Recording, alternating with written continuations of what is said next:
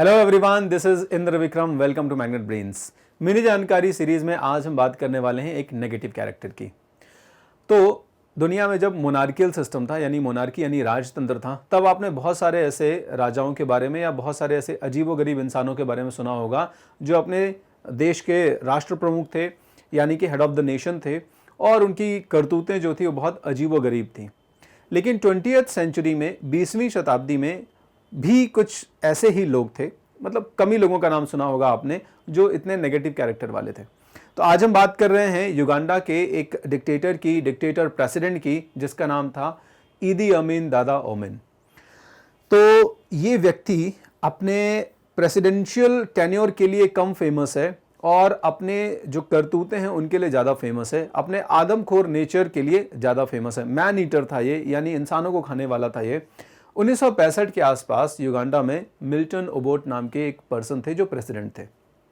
अब मिल्टन ओबोट के ही एक आप कह दें कि साथी के तौर पर ये व्यक्ति धीरे धीरे आर्मी में उच्च रैंक पर पहुंचता चला गया और 1965 के आसपास ये मिलिट्री का कमांडर था, युगांडन आर्मी का कमांडर था। लेकिन धीरे से मिल्टन ओबोट को पता चला, यानी प्रेसिडेंट को पता चला कि ये फाइनेंशियल मैनिपुलेशंस में इन्वॉल्व है, और ओबोट ने इसके अरेस्ट की प्लानिंग शुरू कर दी। और जैसे इधर इसने प्लानिंग शुरू की, उधर उस कमांडर को पता चला कि ओबोट उसके अगेंस्ट अरेस्ट की, गिरफ्तारी की प्लानिंग कर रहा है। मौके का फ़ायदा उठाकर ओबोट का तख्ता पलट कर दिया इसने, मिलिट्री कूप किया, यानी कि सैन्य तख्ता पलट किया, और खुद अगला राष्ट्रपति बन बैठा। ठीक है, इसके पास कई कंट्रीज़ का बैकअप था, इसी वजह से मिलिट्री कूप में भी ये सक्सेसफुल हुआ। जैसे लीबिया के मुअम्मर गद्दाफ़ी का नाम आपने सुना होगा, हम उसके ऊपर भी बात करेंगे किसी अगले एपिसोड में। तो मुअम्मर गद्दाफ़ी हो गया, इज़राइल का बैकअप था, रशिया का भी बैकअप था। तो इन कंट्रीज़ के बैकअप की वजह से ये युगांडा में पूरी तरह से स्टैब्लिश हो गया। 1971 से लेके 1979 ये 8 साल युगांडा के इतिहास के सबसे ख़राब सालों में से एक हैं, क्योंकि इस दौरान वहाँ का राष्ट्रपति था ईदी अमीन दादा ओमिन।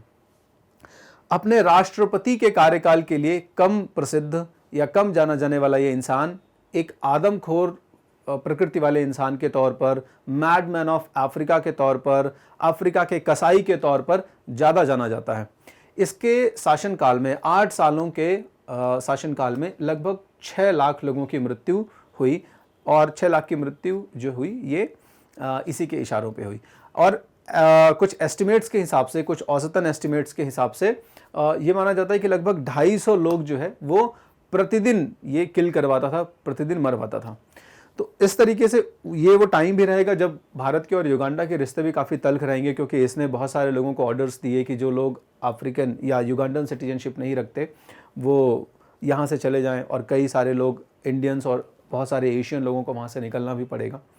तो इस तरीके से ईदी अमीन जो है वो अपने टेन्योर को 1979 तक एक्सटेंड करेगा, और 1979 के आसपास तंजानिया, जिसके एक हिस्से को ये कैप्चर करना चाहता था, वो इसी युगांडन आर्मी की हेल्प से इसको इसको हटाने में सफल होगी।